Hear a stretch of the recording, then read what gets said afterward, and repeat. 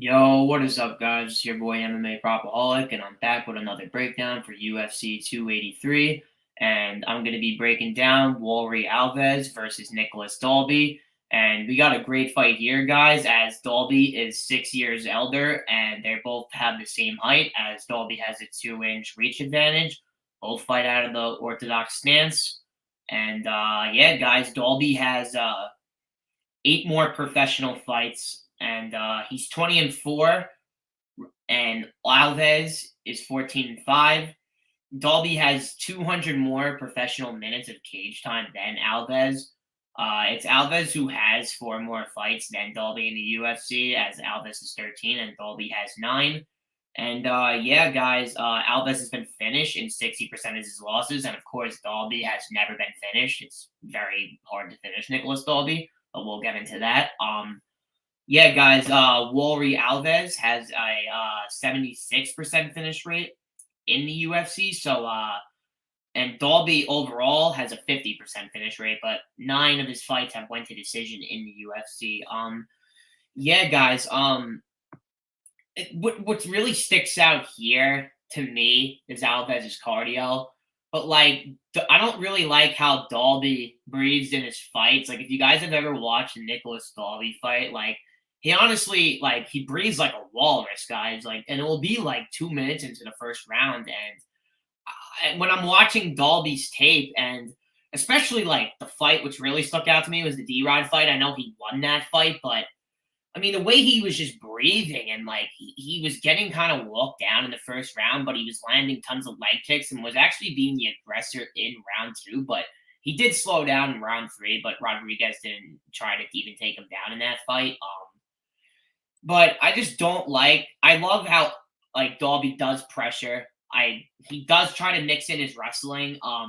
He has 10 takedowns off 32 attempts with a 31% accuracy, and he has actually defended 65% of his takedowns. So yeah, guys, Alves has attempted 23 takedowns in 13 fights, and he actually has a 78% takedown defense, as he's seen 19 takedowns, and he has stopped 15 of them.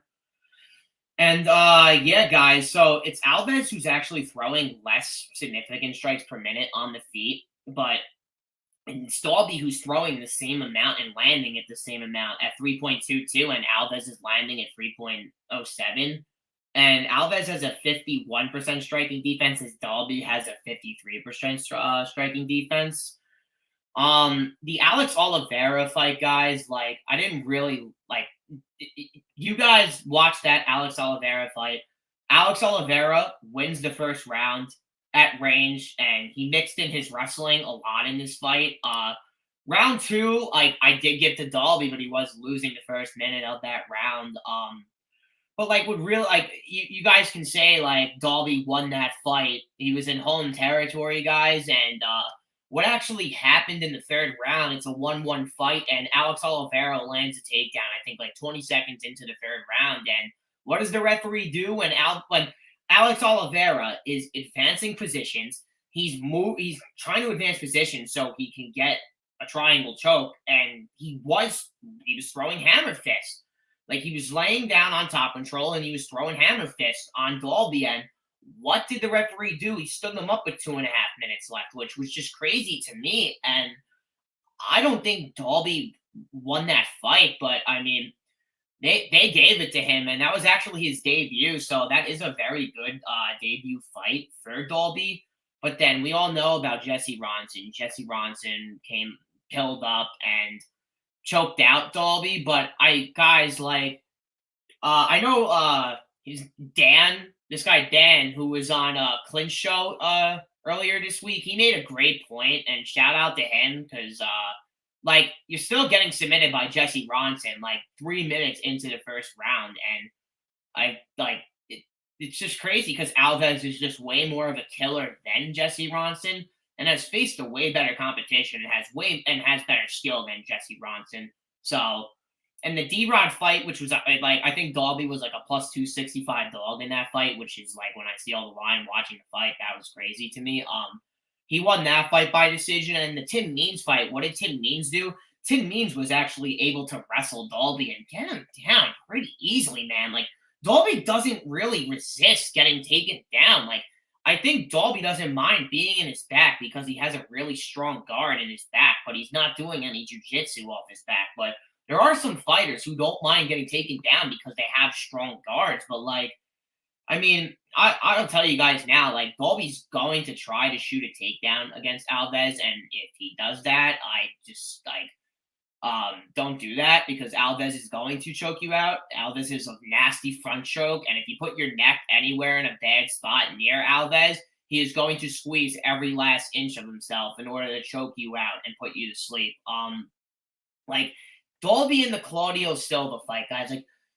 Like Claudio Silva took down Dalby effortlessly. Like it was bad. Like I think he got him down. It was like 15 seconds into the first round, and he controlled him for the whole entire first round. And Dalby just didn't have an answer to get back up. And Silva ended up taking him down again to start the second round. And Dalby was able to flip him over. And what happened with Silva, like Silva just came out and wrestled for the whole first 5 minutes of the first round. He is pull up Silva's age real quick. Like Silva's now 40 years old, and he's not used to just pushing such a high wrestling pace. So Silva gassed at the end of the first round. And what was just such a terrible look to me was even in the third round when Silva was just on his deathbed at this point. Like Silva was able to get Dalby down, which was just alarming to me. I mean, shit, like the guy was just decked out. I think Dalby gassed himself out as well, trying to finish Silva late in the second round because he didn't get the stoppage, and Dalby was landing some pretty vicious shots. But I do love Dalby's leg kicks. He's a karate style fighter, guys. He likes to stand at range and use his jab. But like when he fights people who try to walk him down, I even remember guys like in the Daniel Rodriguez fight, like Daniel Rodriguez wasn't even being an aggressor. Like Daniel Rodriguez fought a very weird game plan. And when you guys watch that fight, like Dalby outlanded Rodriguez. And Rodriguez didn't throw until like the third round when I think he knew he was down 2 rounds. But his corner was telling him that it was 1-1, and it just wasn't 1-1. So I think Rodriguez, like even going into that fight as a minus like 350 favorite, and his corner not even telling him that, like basically it's 2-0, Dan, you're losing. You got to go for the finish. But maybe he knew deep inside that he needed to finish because he was the aggressor in the third round, and Dalby was tired. But yeah, guys, Dalby's been to not all his fights have ended by decision in the UFC, which is just crazy. He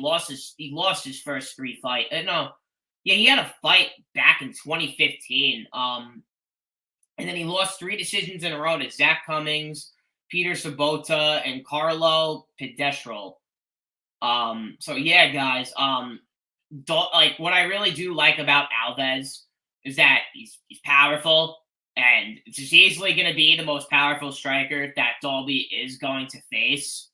I honestly think in the UFC, guys, like Alves just has power-ending intentions at any point of the fight. And when he throws, he's going to get the oohs and the ahs from the crowd. And like Alves being 32 years of age and early in his career, come on, he has a win, guys, over Colby Covington, which just stuck out. He was 4-0. He came into the UFC 4-0. He lost to Brian Barberena, then lost to Kamaru Usman, and got 2 more wins. And the James Cross fight, like he beat the shit out of Cross in the first. Like he was landing powerful shots on Cross. It could have been called, but he death gassed himself, and Cross was able to just Cross doesn't have power and never did. He's just very technical, and I think the technicality of Cross with his jabs was just kind of getting to Alves in that spot. But I rate James Cross way higher than rating Nicolas Dalby. Sergio Moraes, and even in that fight, guys, he got a third round knockout with 4 minutes and 13 seconds into the third round. So, and even in that fight, guys, he didn't slow down. What Alves did, which was smart as hell, is he kicked that lead leg, man. He he beat the shit out of the calf. And it was just like Sergio couldn't get his wrestling going. He couldn't get his jab going because the lead leg was just tortured in the first 2.5 minutes into the fight, which was really stuck out to me too. That just showed like the power in his leg kicks. He throws with all force, and he means to try to take your calf off. And he lost to Randy Brown by triangle choke. And what did he do? He took down Randy Brown and was able to control Randy Brown. And he clearly won the first round and was winning up to the point where he had Randy Brown on his back, and Randy Brown was playing jiu-jitsu, and he got a triangle choke against Alves. So Alves was winning up to that point too. The Zez fight, I mean, Alves came out and just wrecked Lizez, which was just shocking to me when I saw the tape because Alves he was centering the cage right away, and he had Lizez on the back foot the whole 2.5 minutes and landed a nasty body shot to the liver, which knocked out Lizez. And Alves was just throwing bombs once he hit the ground too. Alves just means to take your head off. And to have such a presence like Jeremiah Wells in front of you, throwing with all viciousness, trying to knock you out, like that is going to make you very tentative in how you like approach your game plan. Like Dalby not finishing one fight in the UFC, only having a 50% finish rate, being 38 years old, like I would be a little shocked if Dalby was to finish Alves, and like even being the aggressor, like Nicolas Dalby is no Jeremiah Wells. He's no Lizez. And he is no Randy Brown. And what I mean by that is he's not an aggressor who's going to center the cage and walk you down to the point where like he wants to knock your head off. Like Dalby wants to stand there and he wants to have a karate fight with you. He wants to kick you at range. But Dalby did show very good counter striking in the Rodriguez fight, but Rodriguez barely threw anything. So that's and Dalby kind of still got tired in that third round to me. And what I just see, like, Alves hasn't fought in a year and a half. He took a long time off, and I think he honestly has really needed this time off because oh my goodness, like Jeremiah Wells, man. Jeremiah Wells put Court McGee, who is durable as all hell, and I'll never forget having the over 2.5 in that fight, and just seeing from the second that Jeremiah Wells came out and knew, oh my lord. Wells, Lizez, and Brown bring a different presence than Dalby. So what I did for this fight, guys, I started taping like UFC 283, I think like about like a week and a half ago, 2 weeks ago. And this was actually the first fight I taped. And after the tape, I'm like, okay, I think Dalby is going to be the underdog here. I thought Dalby was going to be like plus 120 or something. And then I saw the line, and then I saw Alves at plus 145, and was very mind blown that Dalby would even be that high, like be a minus 165 favorite. So I bet Alves for 0.52 units at plus 145, and the line, like everyone this week has just been betting Alves, and it's crazy because Alves is now minus 125. I don't really. I don't recommend guys betting a guy in Alves at minus money and you don't know how his cardio is going to look. Like I explained to you guys, like how he did get a knockout in the third round, but he got a knockout in that third round because he beat the shit out of the leg in the first 2 minutes, and Moraes didn't have anything to answer. He just stood there and was kind of eating a beating with his legs. Like after the first 3 leg kicks, it was like, oh shit, I'm kind of screwed. My whole game is the jab, and now he's ruining it. All 3 leg kicks in a row. So, yeah, guys, like, I understand why people are betting Alves at minus 120, and I still do love minus. Like that's a great line, but like I got it at plus 145. So like I don't like. It's just crazy to me, guys. I did not expect the line to move like this. And Daniel Marcos's line moved too. He's like plus 125 now too. So I did my job taping these fights early and like just beating these lines because they got smashed.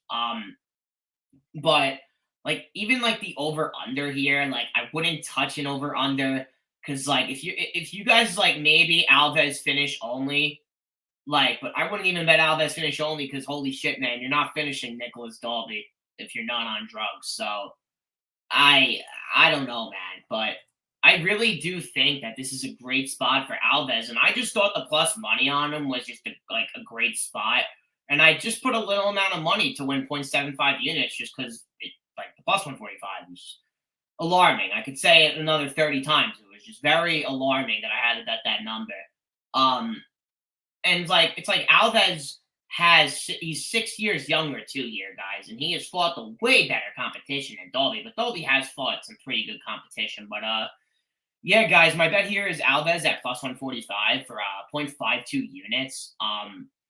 And when you guys like, if you guys don't know that I'm dropping these bets very early. I drop them on my Twitter. So you guys want to catch me on Twitter? Catch me at MMA_propaholic. That's where I post all my bets. I post all the receipts of my bets, so people don't think I'm lying with all these lines. So yeah, guys. I take screenshots of my slips. I don't cap about my slips. Like every bet that I take, guys, it goes as a track bet. And once I break down the RoboCop fight, yeah, I got an insane line in that fight. Shout out to DFS by the numbers and Uncle Weezy for that one because they destroyed it on probability on Monday. They destroy it every time on probability Monday. So shout out to those two. But yeah, guys, drop a like, comment, subscribe, and I'll still be dropping content this week. So tune in and peace out.